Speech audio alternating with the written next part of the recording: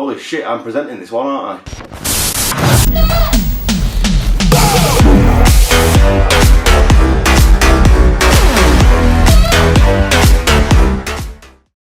Hello and welcome to Next Up, the Shoreham View's first ever match preview video.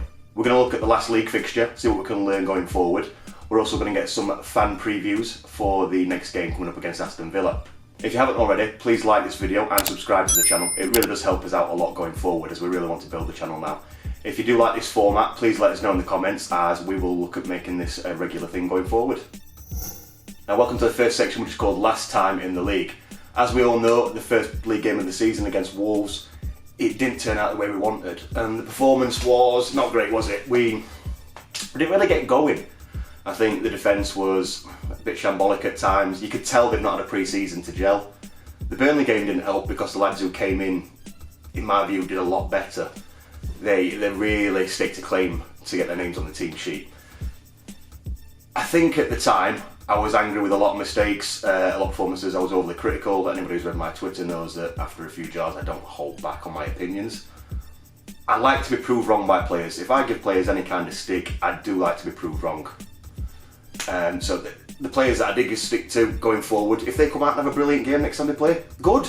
That's what we want as supporters. We want these players to do well. We don't want, well, some fans might do, but we don't want the players to actually fail. Because if they fail, the club fails, and that's not beneficial to us. Some players I am going to highlight. John Lundstrom. Now, a lot's going off with John at the moment. People are slating him because of the contract situation. And his performances compared to the first half of last season haven't really lived up to that initial hype, have they? Going forward, I mean, Wilder trusts him. And if Wilder trusts him, a lot of people say that should be good enough. But I just don't feel as comfortable with him in that midfield as I did at the first half of last season. I think it's time now to maybe experiment with that midfield. I think Ben Osborne does a good job when he's in there. Would you have him and Fleck playing together with them both being left footers? It's a difficult one. But I think against Wolves it did show that our midfield was lacking. And I know a lot of people weren't happy with players like John Lundstrom's performance. I think as well as John Lundstrom, another player that got quite a lot of flack online was Ollie Norwood. Usually Mr. Reliable for us, pinging it left, pinging it right. Again, one game in, didn't look himself, but we've not had a pre-season. I think he can build on that. Norwood's a player who I think can come back stronger. Aaron Ramsdale made his debut in goal. It's not fair to compare Ramsdale to Dean Henderson. We shouldn't be doing that as a fan base. They're two very different keepers, and we can't tear the kid down too much. I, online, did criticise him a little bit, especially for that second goal, but again, I want him to do well. I do want him to do well. And he is our number one, and we need him to do well this season. If we've got any chance of doing anything good this season, we need our goalkeeper to be playing up to his potential. Some areas where it was definitely weak was up front. We just didn't have that killer instinct. We weren't breaking Wolves down. And these rumoured signings, Ryan Brewster from Liverpool, obviously, he's been heavily linked with the club. Played for Swansea last season, did really well. He could be a massive signing for us. Other rumour is Dwight Gale from Newcastle. Personally, Dwight Gale, I don't see that happening. I don't see that being the transfer that we do make. Could be wrong. He could be a Sheffield United player by the end of the window. Who knows? But that's not a signing I really see happening. Positives. We did start playing after a bit, but it still wasn't us. It wasn't the kind of performance we're used to. We didn't really get going in our system and the way that we like to play. And going forward, we need to get into the swing of things. We need to be showing that pre-lockdown systematic organisation, hard to break down defence, and we do need to improve going forward. That's become blatantly obvious by the fact that we just did not look like breaking Wolves down. I mean, Wolves are a good team. I mean, look at the money they spend and the players they've got. They are a cracking team, and they are probably going to finish in the top 6, top 7 this season. And I think they're just going to get better and better year after year. So maybe not be too harsh on a team, but it just was not a good performance. To get some more reaction on that now, what we're going to do is hand it over to Panchero, and he's going to give us some reactions from after the Wolves game. Hello, my name is Andrew, aka Panchero, aka fucking loads of aliases, whatever. I'm just looking at some of my favourite things from social media about the Wolves defeat. I think the mood was probably summed up best by the fact that on Monday night I got a notification on Twitter saying you are now being followed by fuck off Lundstrom. Bit harsh, because we all know that he's always asked for a transfer and everything like that, and he did have a poor game, but a bit harsh to just say fuck off Lundstrom, but I did laugh at it.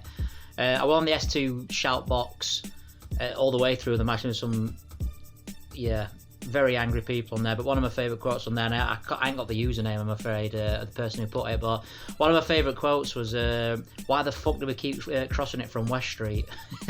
which I found funny. As the Wolves fans on their view from, one of them said, visually, the Sheffield United team resembled the cast of Trainspotting, to which Harry's game off the S2 forum said, 1 or 2 being on heroin would probably explain that first 45 minutes, so... But I like that. But on a more serious note, the go-to guy, I think, every time we lose, win, or whatever, is Jay on Blades Analytics. A fantastic analyses the entire game and stuff. But I think this overall thought from him is spot on. He said, he's been asked what he would see as a successful season, and he says the answer is 17th in a heartbeat. We have players from our League One team as core key players getting big minutes. We have one, if not the lowest budget in a League One and League One wages. Our rise has been astonishing. 17th resembles 100% success. Anyone suggesting otherwise, it hasn't followed the club's path prior to last season. There's championship teams with bigger budgets than us. Staying up in the Premier League would be fantastic. Obviously, that is isn't the target or the ambition for the players, but it's remiss to suggest anything other than 9th is a regression, and I think that's just spot on. I think people need to realise that last season was a bit of an anomaly, and I think just staying up again this season would be huge for the club in many ways, because it's difficult. Everyone's got a bigger budget. You see Villa splashing cash out £33 million on Ollie Watkins and God knows how many wages, or Anthony Robinson 50 grand a week at Fulham. We are the paupers of the league, and I just think if we can stay up, the longer we stay up, the more chance we've got of investment, the Prince getting investment, or even selling on or whatever to progress. And it's a weird season anyway with no fans and all that crap. So I just think that the Wolves game was really, really disappointing. We were poor, massive issues up front. I think we're not creating enough, and I think we scored 10 goals in the last 20 league games, and in 2 of those games we scored 3. So. That's a lot of games where we're not scoring goals. We're not really creating enough chances. There's a lot to worry about, but at the same time, there's that one game can't be judged. We can't be judged on that one game, should I say, because we were so good last season. I don't think the defence is going to make that sort of mistakes as they did in this game all season. I think things will improve, but it's going to be a difficult season, and. Worrying signs, of no doubt about it, from that first game of the season, but it's not toys out of the pram just yet from me. Although it was immediately after the game when I was just telling everyone they were fucking shit. So next up in the league, as we all know, we have got Aston Villa, who at this point in time are an unknown quantity. We know the players they brought in, we know the players that are signing a contract. I mean, we know the players that they brought in because mostly it's just players that we were going to sign, and they thought, oh no, hold on, we'll offer 5 million more. And that seems to be their transfer policy. But we've not seen them play in the league yet. And as much as we can look back at last season for some kind of guidelines, no team is the same season after season, and they could surprise people. They could play amazingly well. Whether they will, that's yet to be seen, really, isn't it? Personally, for me, I think it's a game that we should be looking to get back on track after the Wolves performance. Picking a team for this game is going to be difficult. Looking, one big injury we've got is Lys Mousset. He looks to be out for a while, according to what Chris Wilder has said. Now, that could be a big loss for us. A lot of people haven't been happy with his performances of late, but he just does not seem to be fit. He never seems to be fit, which is a big hindrance on the rest of the team, especially when we're lacking going forward. For the Aston Villa game, I think we do need to change it. I think we need a change up front. And I think McGoldrick and Berg are the 2 players that I would pick to start up front. I think they looked quite good when we played against Burnley. Is that the strike force we need going forward for all this season? I think we do need to bring that striker in, as I mentioned earlier. But with what we've got at our disposal before Monday, unless a signing is made by the time this video goes out, I think Berg and McGoldrick are the 2 we need to be starting with. So the team that I'd line up with, I wouldn't make any wholesale changes to the back line. despite how well a lot of the players against Burnley did who came into the squad for the first time. So what I'd start with is Ramsdale in net, and I will go with a back line again of John Egan, Jack O'Connell, and of course Chris Basham. I'd stick to the same wing backs, which would be George Baldock and Enda Stevens. Midfield, I would change it up a little bit. I'd have Ollie Norwood, John Flake and Sander Berge. Up front, this is where I go with Didze and Ollie Berg. Some may think that lineup is a bit harsh. Players like Max Lowe especially stood out, but in the league we may have to try and get those key players performing, and the best way to do that is by having them playing games. What we're going to do now is go back to Roy. He's going to give us some Villa fan previews, then we're going to look at some Sheffield United opinions and have some special Aston Villa guests let us know what they think about the game going forward. So I'm just compiling the pre-match view from Aston Villa, and it's interesting reading. You can get the full version on roysviewfrom.com or follow me at Panchero on Twitter, but here's a few tasters for you. One says, I think Sheffield United are going to struggle this season. Anything less than 3 points is disappointing. Another one is, I don't think Sheffield United are going to have a good season at all. Winning this one could be key come the end of the season if we do end up in a battle down there. Another one says, we need to beat teams like Sheffield United. No doubt they'll be around the bottom three this season. Another one says, as I said at the time, Sheffield United aren't very good. They put in energetic performances, apply pressure, but we should be able to cope. And another one says, Sheffield United are not the same proposition as when they were riding on the crest of a wave before lockdown. They were pretty poor after the restart and they haven't bought anything worth naming. I said earlier that I think it will be more difficult this season.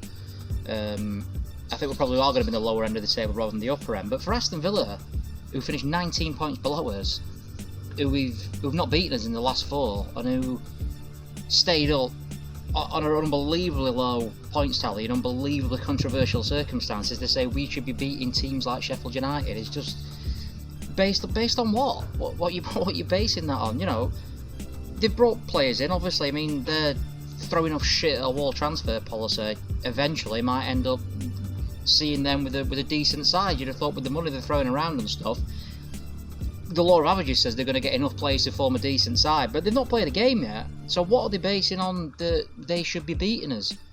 I just think that we've had a poor start to the season in terms of that one result, but we look nothing like Villa did last season in that Wolves game. We weren't good by our standards, but we were still far better than Villa were for the majority of last season. So, like I said, Villa might be good this season. Villa, they might blow us away on Monday, but to have that sort of confidence, it's literally based on absolutely nothing. Their post-lockdown form are worse than ours, so I don't know why they talk about our lockdown form. Their post-lockdown form, they was poor. They stayed up purely because Watford sabotaged their own season.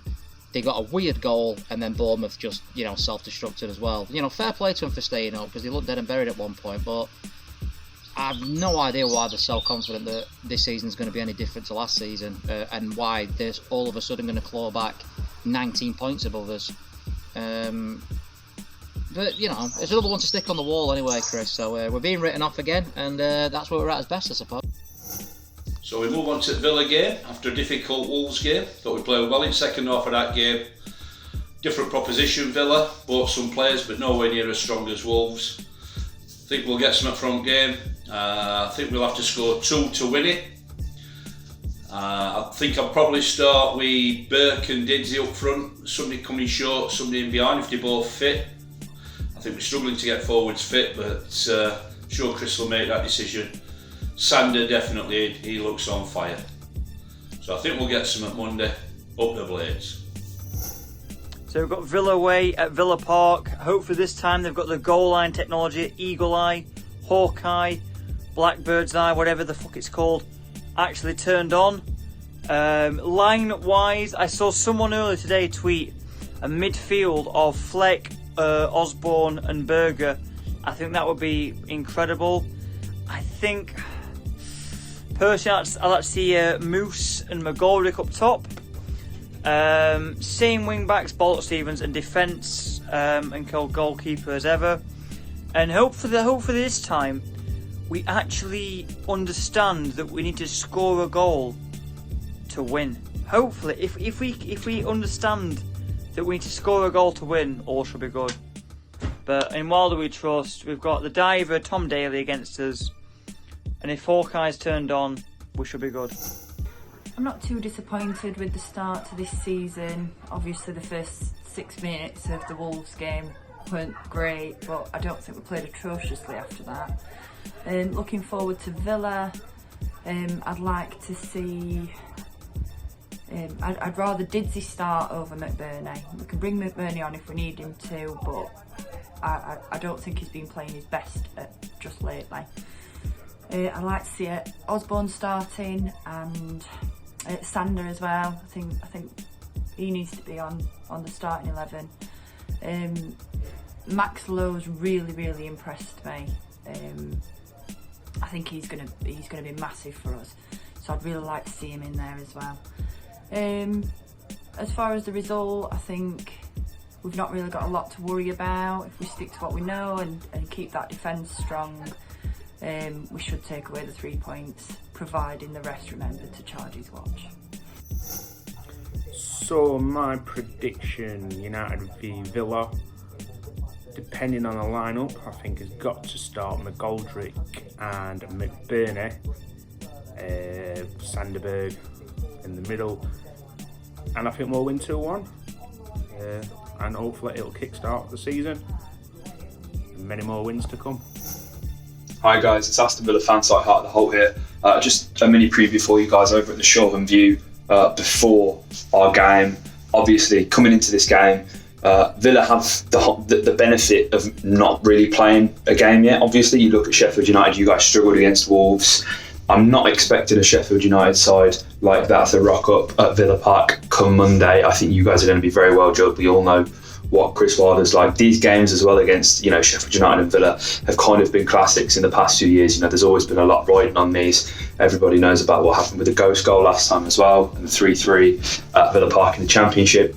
But coming into this game, I think if you're looking for a main man from Villa, it's absolutely going to be Ollie Watkins. He's scored 2 goals for Villa so far, one in a friendly against United, scored against Burton Albion in the Carabao Cup. Obviously being our record signing is absolutely huge. Villa were looking at him to get the goals this season that we struggled with last season. Again as well, looking out for another new signing, Matty Cash. You guys obviously missed out on him, much to Chris Wilder's despair. But he's a very attacking fullback, and I think it's going to be important for us. We're going to look to try and pin your fullbacks back, obviously because that's such it's how you guys play. You've got your wing backs that like to overlap, put crosses into the box. So looking at Cash and Matt Target to pin your fullbacks back. But yeah, Watkins, main man, looking for him to hopefully get at least 15 goals in the season, and hopefully get off his Premier League tally against Sheffield United. Hello everyone at the Shoreham View, Max here from Villa on Tour. Now Monday, our first game of the season, Villa versus Sheffield United. I'm a little bit nervous. I think Sheffield United had a fantastic season last year and they've got a lot to live up to. Maybe there's a little bit of second season syndrome in there. Obviously the 2-0 defeat to Wolves wasn't ideal for you lot, but then again, Wolves are a really good side. So I don't think you lot are going to do as well as last season. I think, you'll be okay, you'll survive 100%, but I'm quietly optimistic for Monday. I think a point is most likely. My prediction's 1-1, but I think, obviously our main man, Jack Grealish, signed a new deal. He'll be bang up for it. We got a brand new striker, Ollie Watkins. Obviously you've had the game in hand. You've already played a game, so you might be a little bit fitness-wise, a little bit better, but I'm looking forward to it. Hopefully we can get the result. I think a point is most likely, 1-1, cagey game, but hopefully we can get the result of the Villa. So this was a new format, a new video style for us. If you did enjoy it, please let us know. We are going to try making these match previews every week for every game. We are going to try and make them better than this one. This is a very, very rough early edition of this video format, and we will look to improve it going forward, especially because I'm hoping I won't be presenting all of them. But if you did enjoy the video, please leave a like, please subscribe, and leave a comment letting us know how you thought it went. As I said, subscribing really helps the channel as we're really trying to build from here and we're really trying to bring that sub count up. Now let's hope they've charged up their watches, let's hope they've got the goal line technology working, and let's hope for a better performance from United. Up the Blades!